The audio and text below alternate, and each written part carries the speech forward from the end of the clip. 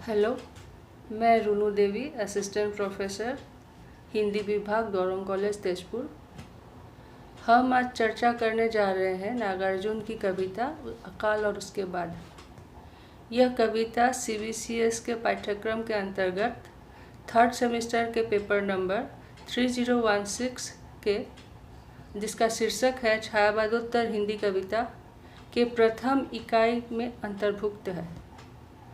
अकाल और उसके बाद कविता कवि नागार्जुन की उल्लेखनीय कविताओं में से एक है, जो उनकी भाव, भाषा और विचारों की संवेदनशीलता से साक्षात्कार कराती है।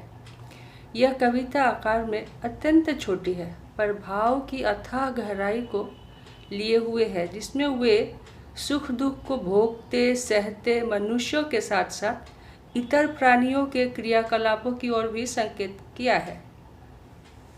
कविता का आरंभ वे किसी अकालग्रस्त गांव के घर से करते हैं, जहां अकाल की वजह से सन्नाटे की हालत है। घर में किसी प्रकार का कोई हलचल दिखाई नहीं देता है। वे घर के गमगीन माहौल को जताते हुए कहते हैं, कई दिनों तक चूल्हा रोया, चक्की रही उदास, कई दिनों तक कानी कुतिया सोई उसके पास, कई दिनों तक लगी भीत पर छिपकलियों की गश्त, कई दिनों तक चूहों की भी हालत रहे शिकस्त। अर्थात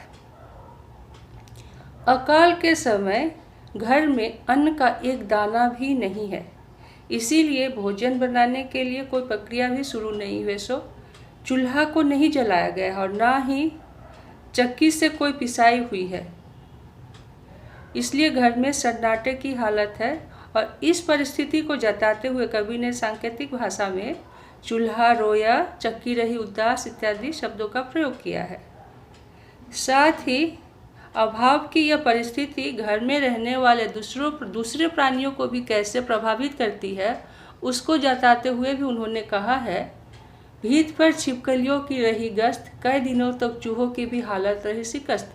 अर्थात अनाज के अभाव में घर में क्योंकि कुछ रोशनी भी नहीं हुई है, कोई हलचल की स्थिति नहीं है, इसीलिए छिपकलियों को खाने के लिए कोई कीट पतंगा भी नहीं मिला है और ना ही चूहों को भी कुछ खाने को कहीं कुछ मिला है। इसलिए चारों तरफ अभाव और सन्नाटे की हालत है और उसी सन्नाटे में कानी कुत्तिया भी चुपचाप जाकर चूल्हे के पास या चक्की के पास सोई हुई है, क्योंकि उससे भी खाने को कुछ नहीं मिला है।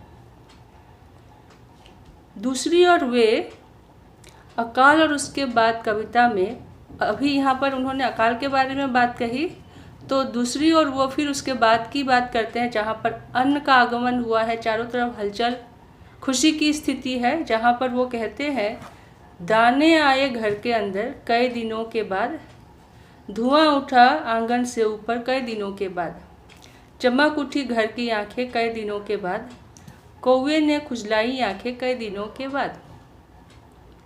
अर्थात घर में दाने के आने की वजह से चूल्हा को जलाया गया है। चूल्हे की चलाने से जो रोशनी, जो धुआं निकला है, उस धुएं ने कौवे को संकेत दे दिया है कि घर का अभाव अभी खत्म है, अभी अन्न सबको मिलेगा, यहाँ तक कि उसे भी मिलेगा। और इसीलिए वो पाखे खजलाते हुए वो घर में आने की तैयारी करता है और चारों तरफ उस कौवे के माध्यम से जिस खुशी को लेकर संकेत करते हैं, उस खुशी को जताते हुए बोलते हैं कि पूरे घर की आंखें चमक उठी है। अर्थात जैसे ही अकाल की स्थिति खत्म होती है, अभाव खत्म होता है, चारों तरफ खुशी की लहर दौड़ जाती है। और ये खुशी की लहर सिर्फ मनुष्यों में ही नहीं, बल्कि मनुष्य से इतर प्राणियों में भी दिखलाई पड़ती है। तो प्रस्तुत कविता में कवि ने बहुत ही कम शब्दों में बखूबी मनुष्यों की सुख दुख की परिस्थिति को हमारे समक्ष रखा है। नमस्कार।